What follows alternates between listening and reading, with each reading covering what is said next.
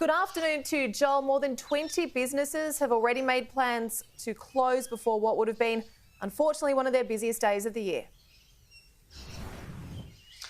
That's right, Julie. Good afternoon. And one of those businesses was the iconic karaoke bar, Le Sing. I spoke to the venue manager, Jason Makarenko, who says the karaoke industry is in lockdown right now, that this decision the state government has made in an attempt to slow down the spread of Omicron has effectively closed down their business indefinitely. And today was the day that vaccinated South Australians were due to be given more freedoms. But now these restrictions have come in place. Businesses were stocking up on food and supplies, hoping for a big New Year's Eve celebration that would help them recoup some of the losses they've incurred over the past 2 years, and they're now having to give that food away. I'm also told that if you're a hospitality venue that has a dance floor or serves alcohol, that your cost of public liability insurance, thanks to COVID, has gone through the roof, as much as triple the price, and some venues can't get public liability insurance at all. Jason from Le Sing says the industry needs a lifeline from the state government. Stephen Marshall and the Transition Committee really need to understand how much businesses are hurting. It's not just the hospitality industry, it's the tourism industry as well. There's still shisha bars that can't open. We need help. We need a roadmap for our industry. We're happy to help write that roadmap, but we need you to consult with us, and we're happy to do so.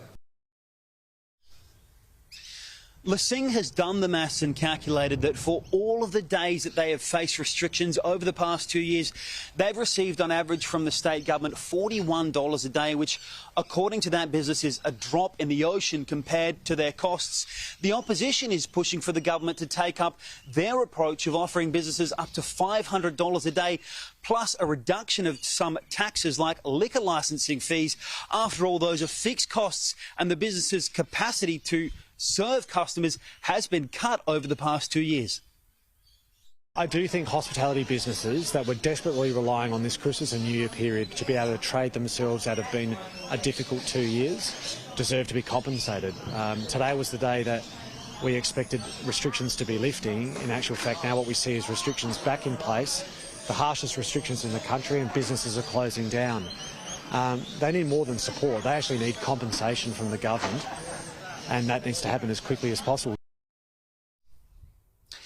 The Premier says he's been in meetings with the Treasurer this week about a support package for businesses that have been affected by this very targeted campaign that the state government is undertaking to stop the spread of Omicron, but that any support package, considering it won't be pitched in from the Commonwealth, will be a smaller amount and different to what has previously been announced.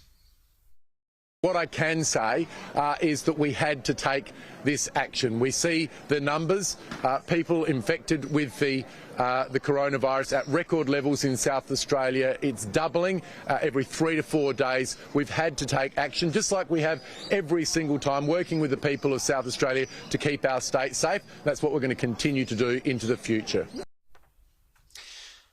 Julie, at that press conference with the Premier earlier, he could not yet reveal how many COVID cases were reported in SA over the past 24 hours, but he could confirm it is higher than the 842 cases reported yesterday. Joel Philp, live in Adelaide. Thank you very much for that update this afternoon.